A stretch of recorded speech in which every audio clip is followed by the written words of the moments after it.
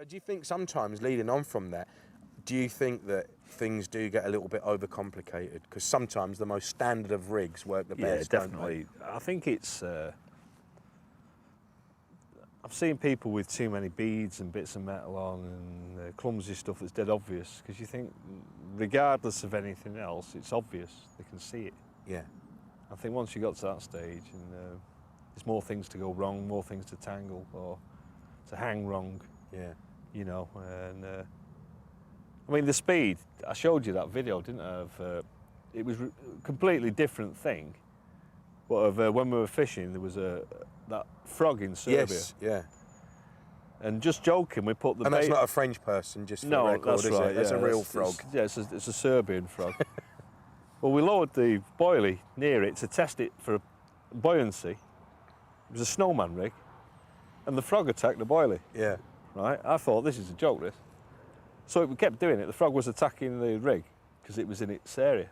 It must have thought it was a threat to its... or it wanted to eat it, one or the other. So naturally, it had the whole rig in. It was a big bugger. It had the rig in and the hook, and it was in and out in a flash with the frog. Yeah. It's just the same as the fish. I mean, the frog'd never been hooked before. It didn't know, what the hell was going on, but it was in and out. We were killing ourselves laughing. But that did it.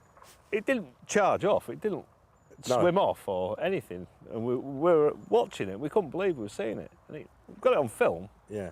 And it was in and out and in and out. And the thing kept doing it. And with the hook, a few times, he nicked it and it just got its... Yeah. Okay, it's using its hand to get it out, or its mouth, Yeah. But it manipulated it out quick, and the fish are just doing that. And they're just doing the same, aren't they? I think you're right, though. I think the more stuff that you use, the more things are to go wrong. I mean, again, going back to Lockie, somebody I know we both respect and admire, I was talking to him a few years ago, and I said, well, look, to be honest, Martin, I said, I don't really use tubing all the time. And he went, well, he said, to be honest, he said, nor do I, And I said, I've had some of my biggest fish with no tubing. I said, I've just stripped it down to nothing.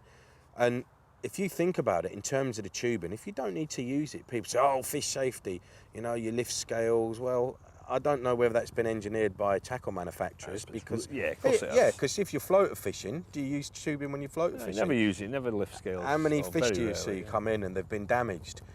I mean, I've seen tubing underwater, and I've got to be honest, we've got a helicopter coming over now. It's a bit like Baghdad, isn't it, today? Yeah.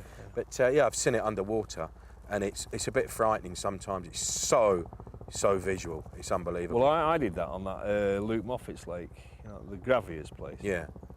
There was, I seen some fish in the edge.